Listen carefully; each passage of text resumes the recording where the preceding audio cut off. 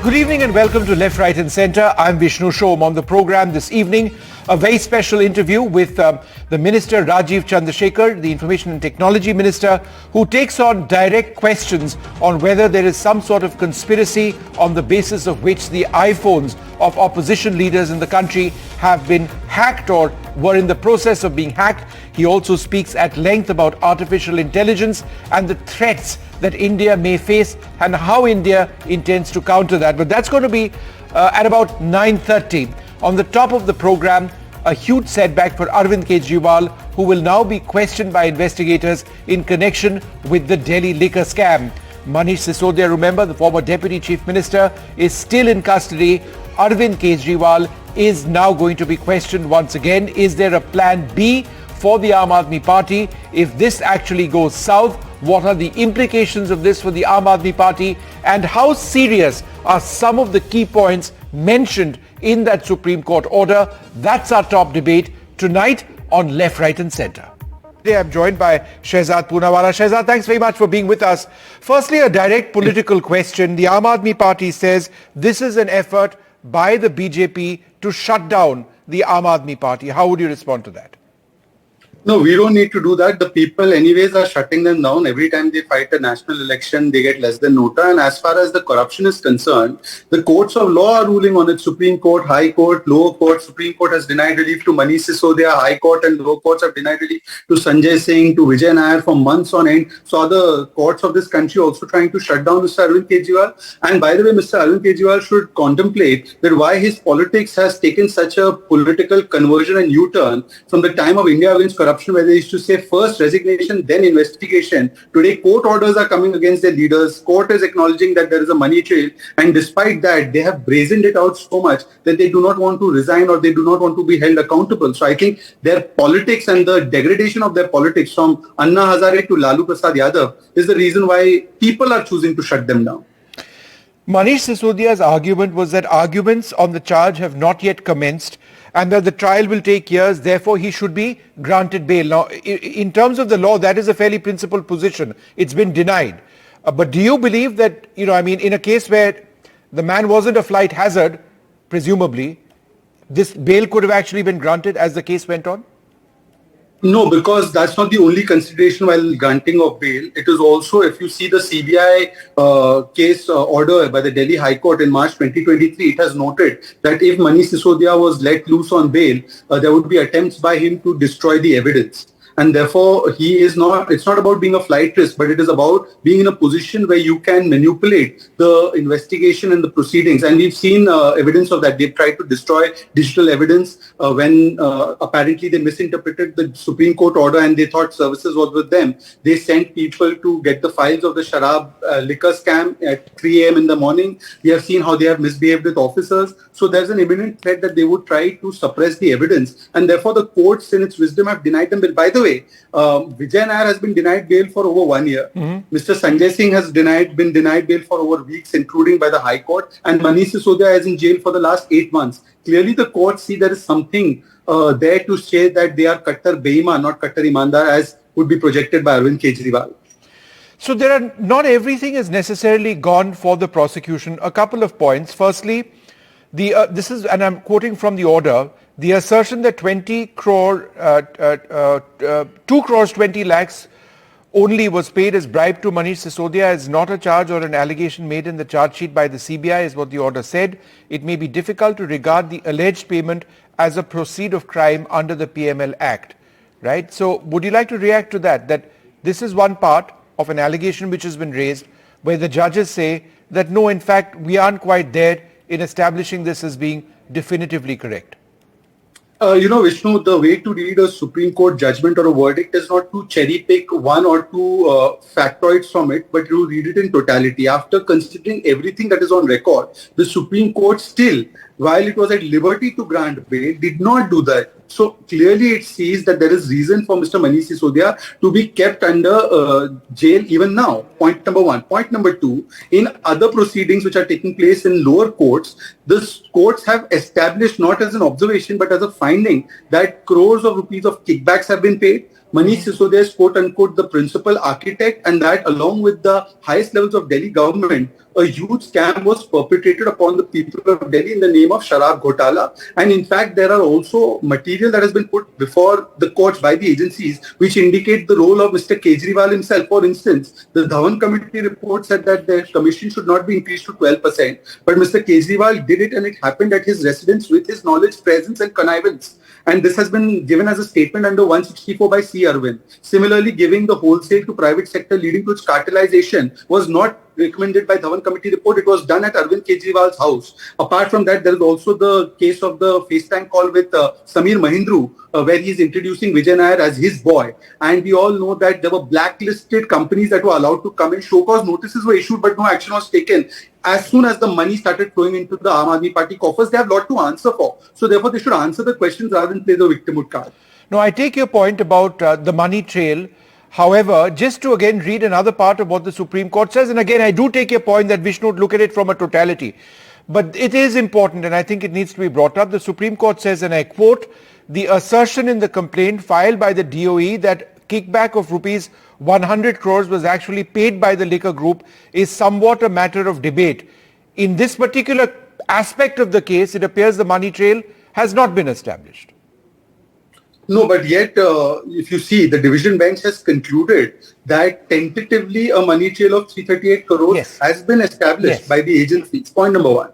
Point number two, the fact of the matter is that, you know how prevention of corruption works is that even if the pecuniary gain can't be directly established, I'm just saying this for viewers' information, not that it applies to this case, but even if you cause a wrongful loss to the exchequer, whether the flow of money has taken place or not is actually not important. So in the CBI case, which is under Prevention of Corruption Act, the argument that a so-called money trail has not been established, which they keep lying about, does not even become relevant because in Prevention of Corruption Act, causing wrongful gain or wrongful loss is itself punishable offense. And thirdly and most importantly, if there was no corruption in this, why did you switch to the old policy? You would have continued with the new policy. You said that the old policy is a corrupt policy.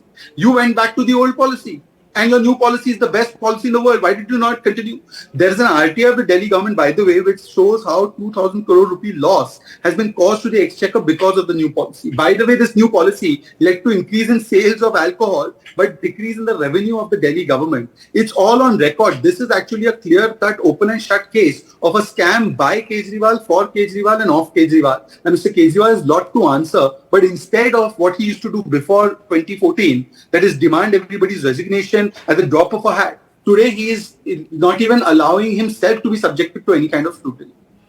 Two other parts of this judgment, and one which some would suggest could in fact be the smoking gun. The order says, and I quote, the DOE has relied on evidence and material that a portion thereof, in other words 45 crore rupees, was transferred through Hawala for the Goa election and used by the Aam Aadmi Party. At this stage, we don't know about the entire amount which was used by the Aam Aadmi Party in the election, but the fact that the order actually says that a part of this money was likely transferred through Hawala, do you see that as being a smoking gun? Absolutely, and this is why the Supreme Court had in fact asked that why not make the Aam Aadmi Party a party in this entire scam as well. And also, if I remember correctly, the person representing the agencies had said that this is under due consideration, and perhaps in the days to come that might be done. And if that is done, then obviously those people who are responsible for the functioning of the Aam Aadmi Party will be the persons who have to be investigated and interrogated. Secondly, it has come out from various other pieces of evidence that the commission was increased to 12%. The deal was that 6% of that increased 12% commission would flow back into the coffers of the Aam Aadmi Party, which would be used either for personal gain or would be used for election funding in Goa, in Punjab and elsewhere. And therefore, this becomes extremely relevant, and this is being established not just by one or two pieces of evidence, but by a conclusive entire network of evidence that has been found out by the agencies. I want to talk about this last part of it, and this is my final question to you. Again, the Supreme Court says the difference between the new profit margin, which is 12%, minus 5%, the old one, plus 70 crores, which was the license fee, has resulted in a windfall for the state government, which, and I quote, it is submitted could constitute proceeds of crime, an offence punishable under the PML Act. The proceeds of crime were acquired, used, and were in possession of wholesale distributors who unlawfully benefited from illegal gain. I pointed this out to the Aam Aadmi Party in an interview I did just before interviewing you, And their response is that this part applies to wholesale distributors and they are not accountable for an illegality at that level. How would you look at that? I don't think they understand the gravity of the situation that has been brought out by the court. The fact of the matter is that this entire policy was tweaked in such a way that it would result in huge gains for certain private people who are being given a cartelization model in the wholesale sector. And they had 85 to 90% of the control of the wholesale, and therefore they made huge amount of money.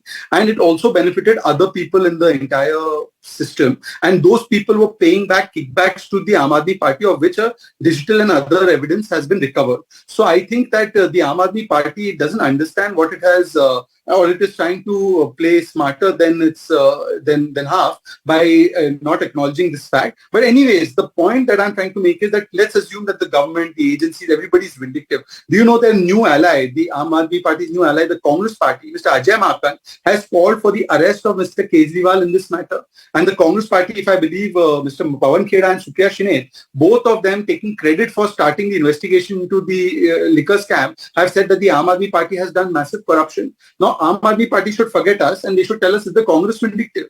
Are the courts vindictive? Everybody is vindictive. Only the Congress and only the Aam Aadmi Party is truthful.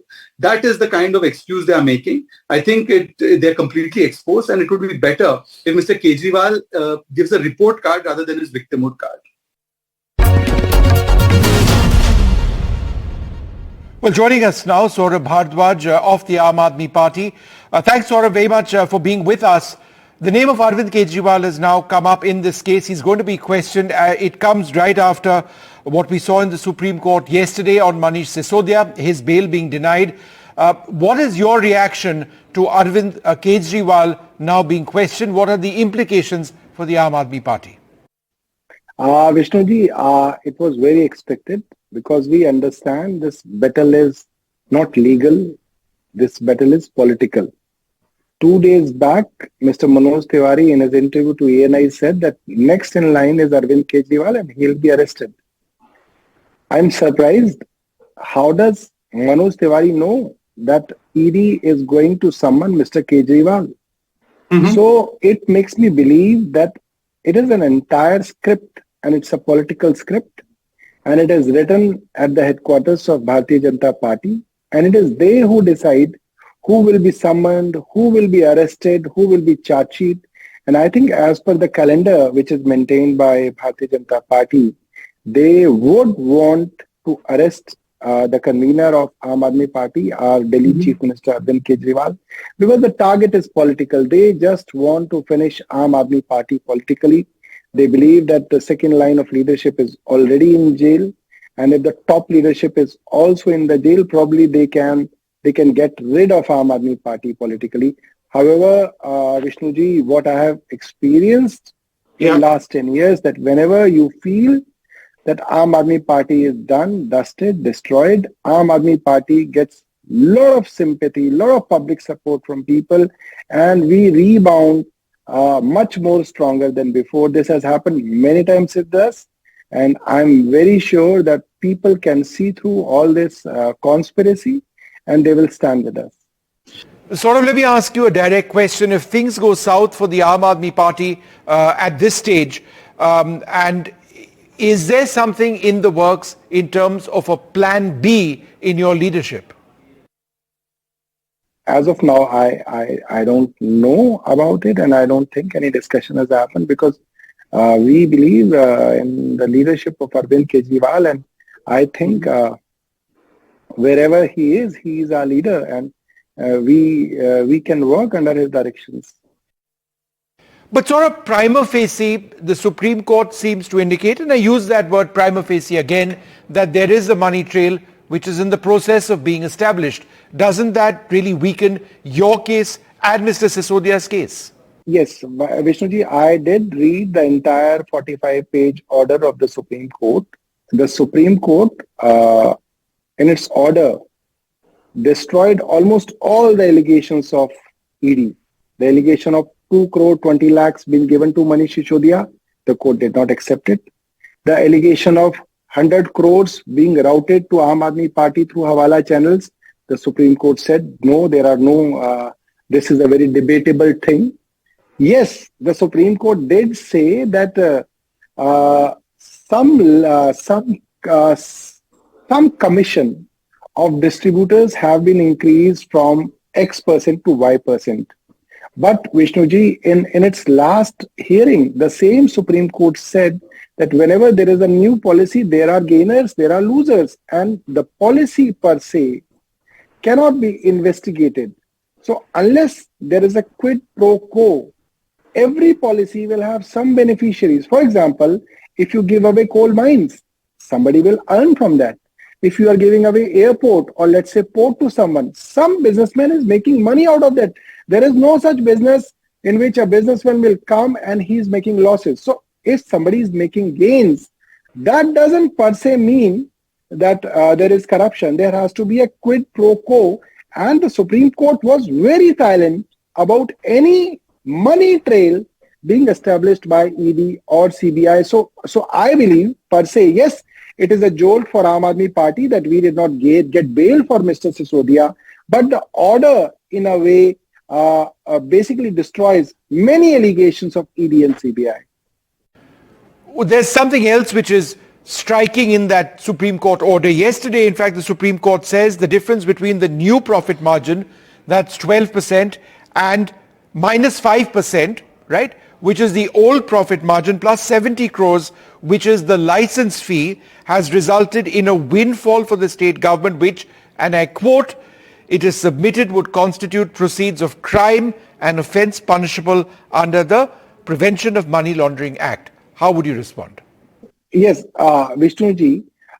So this unlawful gain or the proceeds of crime, they are in the possession of the distributors because the CBI and the ED failed to convince the top court that this money got transferred from distributors to Aam Aadmi Party or Mr. Sisodia.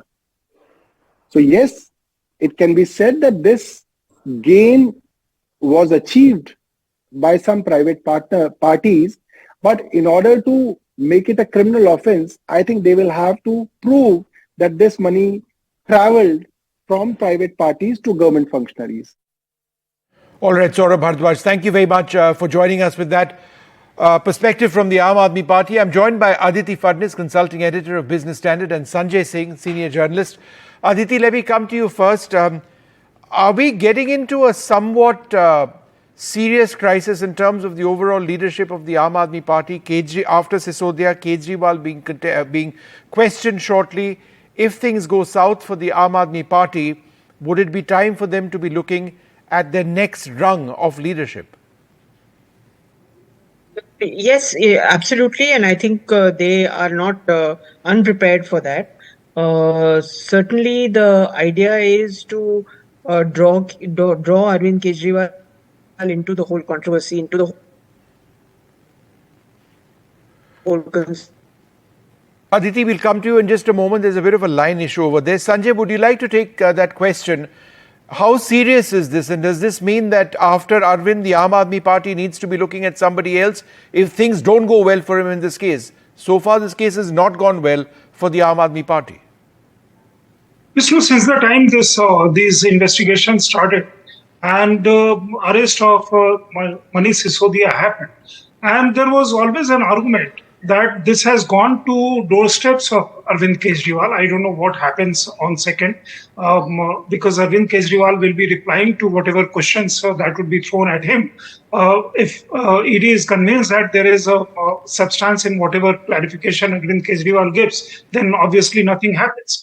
But should we consider a scenario where Arvind Kejriwal is arrested and Aam Aadmi Party leaders, if not directly, indirectly, they are implying that this might happen. There is a huge possibility, and they also are trying to suggest on those lines. So therefore, there is a situation where this might happen. There are two situations. Somebody from within the ranks of Aam Aadmi Party takes over, like Manish Sisodia's position was filled by Atishi Mardana. And Atishi, in her own press conference post Manish Sisodia's arrest and her kind of elevation, to a question which the answer I found slightly amusing, particularly coming from her, that एक मनीष सिसोदिया को पकड़ोगे तो 10 मनीष सिसोदिया पैदा होंगे. See, in fact, in that case was beneficiary of Manish Sisodia's arrest. I'm not casting aspersion on anybody's competence, because no post can be vacant till eternity. Of course, now there was a situation in Bihar when Lalu Prasad Yadav was arrested in Chara Ghotala by the CBI, and then something very bizarre happened that we know as of now, that Rabri Devi was named as chief minister and she ruled state for many years to come. Similar situation, in fact, if you look at in Haryana, Chautala ke baare mein bhi something happened, and even then the family continued to rule. In this case, there is another interesting thing which happened, not exactly related to this case. But when the Siege Mahal thing was being talked about and so many things were coming out in media, there was also a reference of Madam Chief Minister. So some people referring to his wife as Madam Chief Minister. So will that be a scenario, or will that be somebody from within the ranks comes up? But Sanjay, let me ask you this. The Aam Aadmi Party has based its entire politics is on anti-corruption, and here they've got a serious corruption charge, bail not being granted to Sisodia despite being in behind bars for several months, in custody for several months. Has that reputation or that image of the Aam Aadmi Party taken a serious hit? Has severely been dented. Kattar Imandar, even till few days back, was saying Kattar Imandar, and they're supremely confident that Supreme Court will give relief to them. This Kattar Imandar thing has actually got a beating, and in some ways that is Arvind Kejriwal's own doing, because at one point in time he called everybody a chore and went on to town to suggest that. And thereafter, there were so many cases, and then his maafinama came, written maafinama to some of these leaders who filed contempt against them. And today, he's friends with all of them in India Alliance. What happens to India Alliance and how Congress is reacting to this on liquor scam was Supreme Court's observation on Manish Sisodia. That is a different matter. But yes, Arvind Kejriwal's Kattar Imandar thing, his house of 54 crore, that Sheesh Mahal, and these kind of two of his closest associates in the government, Manish Sisodia and Satyen Jain, both in jail on corruption charges. I think Satyen Jain, of course, is on bail on health charges. That has obviously dented Arvind Kejriwal's claim as Kattar Imandar. Aditi, just in terms of what the Supreme Court said yesterday, where they prima facie seem to suggest that there is a money trail which exists, I'm sure you've gone through that judgment. Which part of that order do you find most striking? Obviously, the bail being denied is one aspect of it, but it's based on certain conclusions which the Supreme Court has made. What among those conclusions do you find particularly striking? Well, I would not like to go into a dissection of the Supreme Court order. The Supreme Court has in its wisdom said many things, including that the past order has said that Aam Aadmi Party as an entity is responsible for corruption. One could have a difference of opinion about that. The issue is not that. I think the issue is that every election that the Aam Aadmi Party has contested in Delhi, it has won. So whatever the Supreme Court says, or whatever the government says, or whatever the BJP says, in the People's Court, that seems to have lower credibility. Mm-hmm. That's number one. Every time you make a change in policy, you do attract questions about, for instance, if you increase the commission, if you increase the liquor businesses commission from 5 to 12%, of course there will be questions. But the question is who makes the money and who loses the money. So I really don't know what the outcome of the Supreme Court's legal position is going to be, and I don't think we should speculate on that. But the political outcome is, I think, pretty clear. Aam Aadmi Party is rapidly emerging as an underdog, and that is not good news for all the others who want to challenge it. Yeah. Sanjay, what are the implications for the India alliance if something serious happens to Arvind Kejriwal or the Aam Aadmi Party? In this case, the entire anti-corruption fight, which is the core plank of every political party going into the elections, for the India alliance, how would that really be dented? See, first, Aam Aadmi Congress had not invited Aam Aadmi Party when prior to formation of India Alliance. Aam Aadmi Party was not an invitee on their conference room table. Subsequent to that, you know how Nitish Kumar worked on that. And then Arvind Kejriwal was the newsmaker, whether he is going to Patna or not going to Patna, whether his conditions of supporting Delhi Services Bill is fulfilled by the Congress or not fulfilled by the Congress, whether he'll attend press conference in Patna or not attend press conference in Patna. He did not attend press conference and left for Delhi with his party colleagues. Whether he is going to Bangalore or not going to Bangalore. If he is going to Bangalore, then conditions accepted or not accepted. Whether he is going to Mumbai or not going to Mumbai. Arvind Kejriwal willy-nilly was kind of one of central figures in terms of publicity. And Arvind Kejriwal knows how to gain that kind of publicity and be a talking point and make a talking point around him. He also projected himself to be only champion who could perhaps take on Prime Minister Modi and the BJP. Congress, I think lately Congress was not very comfortable because after they kind of wholeheartedly supported Congress, Arvind Kejriwal on Delhi Services Bill, so much so Manmohan Singh was brought not in best of health to Rajya Sabha to vote for Kejriwal on the bill. And then you know what happened in Punjab, and then you know what happened in Delhi and subsequent. Today, Delhi BJP, Delhi Congress leader Sajay Makan now again in a very responsible position in Congress. Since the beginning, he was opposed to Arvind Kejriwal entry in AAP and services. He has come out very strongly on this particular issue today. In fact, Aditi, that's a key issue. The Congress party was one of the parties which really led the charge against the Aam Aadmi Party when these allegations in the Delhi liquor scam came out. The equation between the Congress and the Aam Aadmi Party has been quite tenuous or uneasy. Do you believe with the case against Sisodia at least not going favourably for the Aam Aadmi Party, that equation, the political equation as they try and work together for the elections could be impacted in some way, shape or form? I don't think the Sisodia issue is going to impact the negotiations. The fact is, Aam Aadmi Party is strong in Delhi, and all parties, including the BJP and the Congress, are both, trying to corner it in some way. So I'm not sure if the Sisodia issue is going to be such a big issue in negotiations.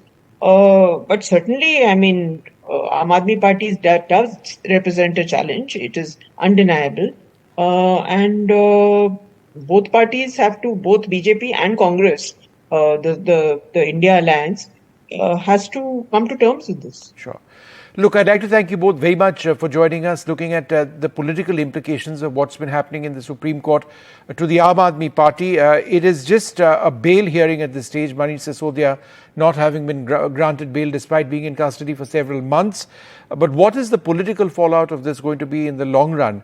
We'll have to wait and see, closely tied to what happens in court. Kejriwal next up to be questioned. We'll take a short break. There's more coming up, including a very special interview with the Minister, Rajiv Chandrasekhar, on the entire Apple issue with allegations of the phones, the iPhones of senior opposition leaders potentially being tapped. He responds with some direct answers.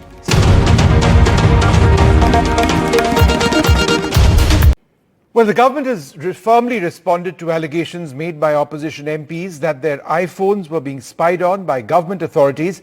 This is after an alert was sent out by Apple which stated that state-sponsored actors may have had a role in this, but Apple has refused to attribute any of the alerts to specific state-sponsored actors or attackers. Apple has said that alerts have been sent to individuals in 150 countries, but is unable to provide specific information on the threat notifications. Now, news of this comes at a time when there's a major international effort on to understand the dangers and the opportunities of artificial intelligence. In fact, this is something which I wanted to speak to the Minister Rajiv Chandrasekhar about. He does join us now. So we look certainly at artificial intelligence, but also on this major news development which has taken place on Apple. Thanks, sir, very much for being with us. Now, the key point made by opposition MPs is that even if there were, who knows, dodgy algorithms at work in Apple, why is it that only opposition MPs have been targeted? How would you respond to that? No, that's factually untrue, Vishnu. A gentleman, Samir Saran, who is not a member of parliament at all by any stretch of imagination, has got that notification. So I think it is, and Apple has seemingly put out that people from many countries have seemed to have got this notification over the last 24 hours or 48 hours. So I think this is more a question that Apple should answer because as we have said today, my colleague Ashwini Vaishnav has said, and I have said, this is something that Apple, who have always stressed that their platforms are secure, designed for privacy, etc., they must explain whether their platforms and devices are really secure or not. Because if they are secure and this is a false alarm, or if they are not secure and this is something real, then they have to explain what this is and what is this so-called state actor that they are notifying. So either way, I think there is a need for an investigation, which is what Mr. Vaishnav has said in the press conference. I'm unfortunately not in Delhi today. And I think there is a certain need because this is a government that takes the business and the duty of privacy of our citizens very seriously. We are the ones who brought the Digital Personal Data Protection Bill. The Supreme Court found that privacy is a fundamental right when Prime Minister Narendra Modi ji was Prime Minister in 2017. So we think Apple has to answer a number of questions about these devices that they claim are secure, to whether they are secure or not. And if they are not secure, then we have a different kind of a problem. But if they are secure and these notifications are going out and alarming people, and the phraseology, the verbiage that the notification implies that there are some state actors. Who are these state actors? Are they state actors within India? Are they state actors outside the country? Is there some effort to try and disrupt the India-Apple relationship? So there are several questions that arise naturally from what we have heard in the last 24 hours. And that I think a lot of that has to do with Apple explaining what is really going on, because they've been, in their reply, in my opinion, slightly vague. Bottom line, since you will be speaking to Apple, I'm sure the government is, would it be correct to say that the government of India has no role whatsoever in spying on opposition leaders? I just wanted a clear statement from you, given the allegations that we've been seeing on Twitter. Look, 100,000%. This was said even during those meaningless allegations in the past. As we are getting closer to election, we understand it's political season and people will pull out things out of their hat, imaginary and even more imaginary, as bizarre as they can get. But this is a government that takes the business and the duty of protecting the rights of citizens, all citizens, including those in the opposition and those who are not in the opposition. The right to privacy is a fundamental right, and we take that duty very seriously. And, when we've legislated in a very clear manner about what that means to citizens, a fundamental right to privacy in terms of data protection. And that applies to all platforms, whether they are Apple or, the social media platforms. We've made it very clear.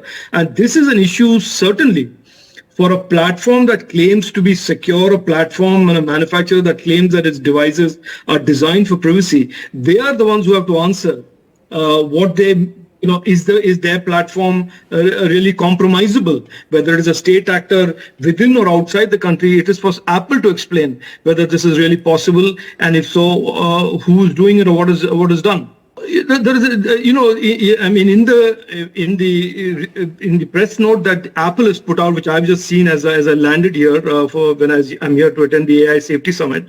The press note starts with a statement that says that there is no evidence of any state-sponsored actors, or there's no evidence. That's the first sentence. And then they go on to say usual corporate language about A, B, C, D, F, G, and so on and so forth. And I still think that they need to be much clearer about what that notification really means, because they are the ones sending that notification. And in my opinion, there are only two scenarios. Either their platform is compromised and therefore they've sent a notification, or the platform is secure and that notification was sent by their own language, it could be false and it could be, unreliable. So they've said that in their own website, that it is possible that these notifications are false. So either way, they have to take this position, whether the platform is compromised, in which case the investigation will throw up where the platform is compromised and what kind of compromised weaknesses they have in the platform. But if what they have been saying is true, that they are designing their phones, designed for privacy, these are secure platforms, then they must explain what this notification really means and why people all across the spectrum, including in many countries, are getting this notification. One of the points that Apple did actually say was that the reason they cannot identify a particular actor is that it would potentially give the actors information to change their behavior or their patterns. So the information is incomplete, but there's a reason for it. Is the suggestion? Yeah, look, Vishnu, we've seen a pattern with these big tech companies in the past, where when there is a need for an absolute clear response to a situation, that there is a little bit of this obfuscation. We've seen this in the past with social media platforms, and this certainly is not an acceptable response from a big responsible company like Apple, and certainly a company that we consider a partner with India in terms of how they are investing in manufacturing and growing and creating jobs and so on and so forth. So I think Apple is the one that needs to answer this question about really is their platform secure, and hundreds and thousands of Indians are using it, hundreds and millions of people around the world are using it. Is the device really secure, and does it really protect the user and users' information and users' privacy as they claim it does? If it does, then there is the issue that they say that this could be a fake and unreliable threat notification, then that goes into play. If it is not, if the first part of it is not, that there is some vulnerability, then it is important that we understand what the vulnerability about. And I must point out to you that CERT, an organization in MeitY, Vishnu, in October of this year, October of 2022 rather, have pointed out the many vulnerabilities in the iOS and have pointed out about 3 CVEs, as I recall, through an official advisory to Apple. So it is for Apple to clarify. And I can certainly tell you that all of these conspiracy theories that come up, that there is some, government hand in it, and there is some dark dungeon where people are plotting these things, certainly is as far from the truth as is possible. The other thing which has happened of late in terms of leaks is allegations that perhaps Aadhaar data is not as secure. Some reports suggesting that some Aadhaar details have been leaked, in fact, considerable volumes of it. Telephone numbers, people, those who've had their COVID vaccinations, and therefore some data attached to people. What has happened over there? Is it true? Look, during the consultations on the Digital Personal Data Protection Bill, I was asked, and even after the bill was enacted and it became an act, there was this conversation and discussion and consultation about what should be the transition period. And I said then, and I say today, that it is very clear that in the government ecosystem, and that the government ecosystem is a huge ecosystem that consists of central government, ministries, departments, state government departments and ministries, where there is a lot of data that has been collected, legacy data over the years, which peaked during COVID, that there is a lot of time that is going to be required for government to transition in an orderly, non-disruptive manner to being a responsible trustee and keeper of citizens' data. And I am still not privy to the exact details. I only understand that it's some leak or a breach, alleged leak or a breach from. I think we have to recognize that the government ecosystem will take a little longer to transition to this absolutely bulletproof ecosystem which manages to the data and keep it, because we are now talking about legacy data that has been collected over several years and several almost decades in many cases. In many cases there are data that are being digitized and being made machine readable as the digitization process is going on. So I think it is certainly not something that I'm very happy about, and I'm sure CERT is investigating it as is the mandate. But it is something that we must accept, will take a little bit of time for the government ecosystem. And by the way, this applies to the MSMEs and small businesses in the country as well, who are also custodians of large amounts of consumer and citizen data, that they will take a bit of time to adjust to this new framework, this new paradigm, if you want to call it that, where there is a lot more responsibility and accountability about how they collect, store, and access data.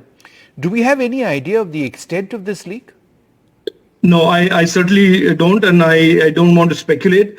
I think these are things that where there are institutional responses. CERT is the institution that always swings into action and investigates it, understands what is being leaked, where it's being leaked, what has caused the vulnerability. Is it a hack? Is it a system and operating procedure vulnerability? So they are the ones who swing into action for that. And I think I will just wait till they decide to submit the report and when they submit the report.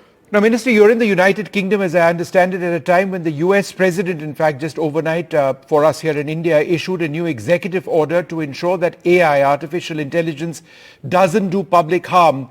Do you believe that developers who do pose a potential risk must share the results of safety tests with the government? Now, America wants their industry to do this. Do you want Indian developers to do something like this as well? So one of the things, Vishnu, that I would certainly like to draw your attention to is that the wording. First of all, I welcome what President Biden and the U.S. government has done. I think this is in the wake of the historic MOU between the U.S. and India when Honorable Prime Minister visited the U.S., where the U.S. and India have agreed to collaborate in AI and in semiconductor and in high performance computing and in quantum computing.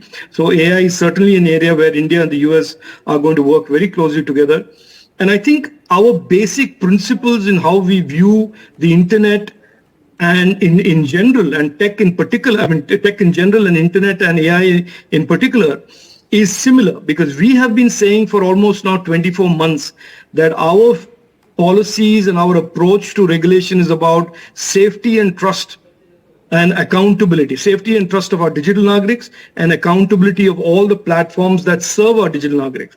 And that is exactly the language that we have used for the last 24-30 months. And it is good to see that now the US is essentially talking about safety and trust and accountability, albeit they, one or two words may be different, but effectively they're talking about safety and trust of the users. And I think that convergence of the leading nations of the world and leading tech nations of the world around making the consumer or the user's safety being the primary public policy objective for any tech policy making is a good forward step. Now, in my opinion, different countries will approach this differently in terms of whether there will be disclosure of risks from platforms, or there is a need for sandboxing platforms and having sandboxes validate some technologies in AI before it is actually made commercially available to a mass market.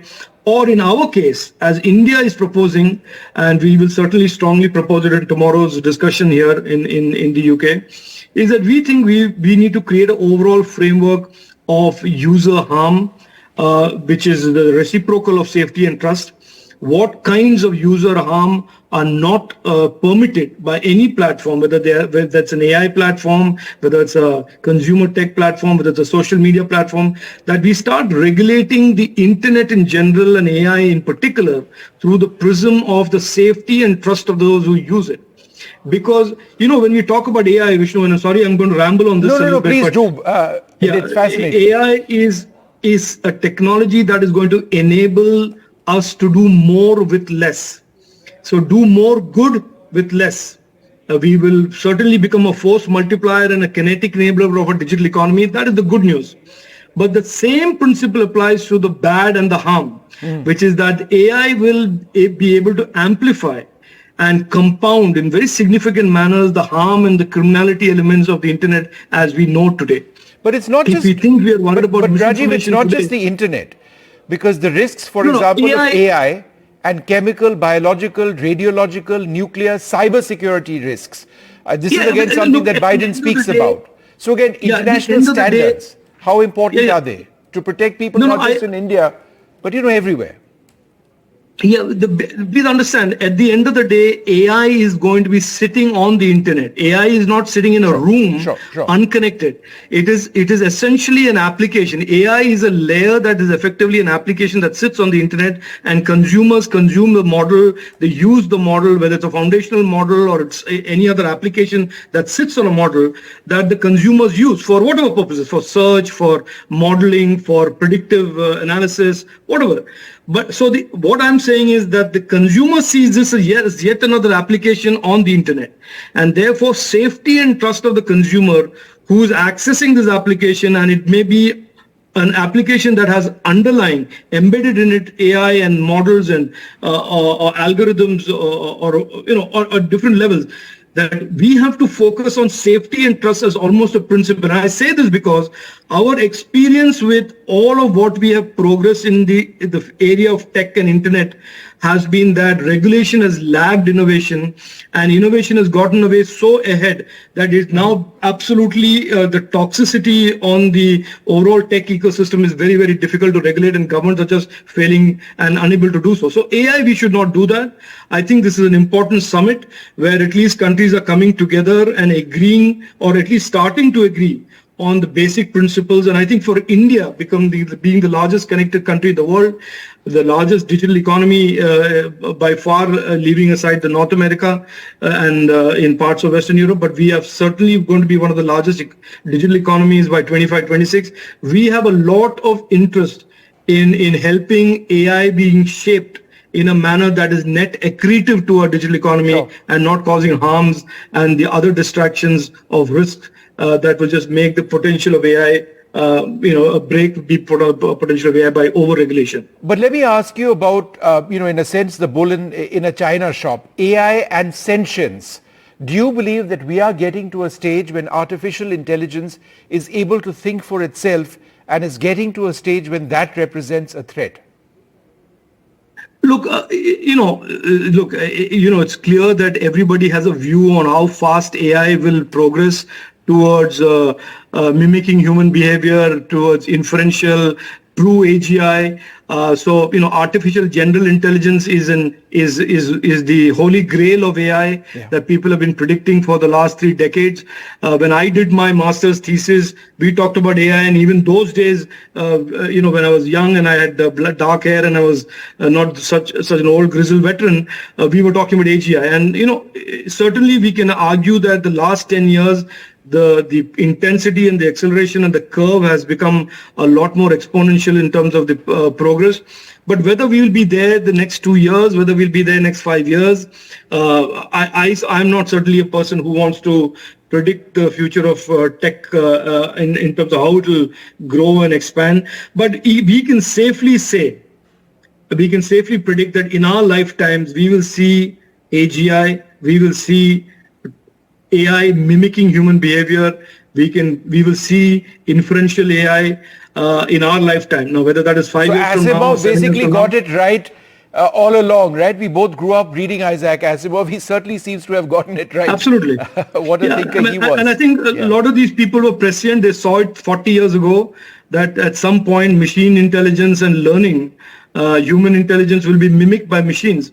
And I think a critical mass and an inflection point has been reached with the power of the GPUs and the AI compute and the training models that have now evolved, that we are able to train trillions of parameters and starting to mimic close to inferential behavior that human intelligence and human artificial intelligence, the AGI, represents. 2 more questions. AI and job generation. How would you respond to people watching this program saying AI means I'm going to lose my job? Look, Vishnu, you know that at every stage of the Industrial Revolution, if you look at the history of progress of humankind, at every stage there will be a disruptive technology. The internet came and people said, every business will close down, every retail showroom will close down, everybody will go to e-commerce. So I think there will always be this disruption. And I think what the disruption does is not so much throw people out of work as much as force people to.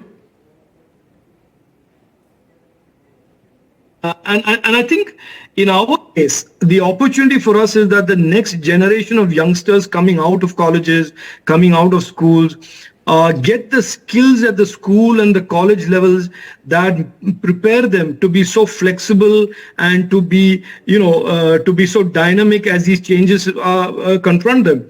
I think the days when you just get a degree after going to 4 years in college and then hoping and thinking that will stand the course or test of time for the rest of your life is pretty much behind us. Sure. Not just in India, but the whole world. So what this does is essentially create a lot more opportunities, but a very different skill-intensive opportunities.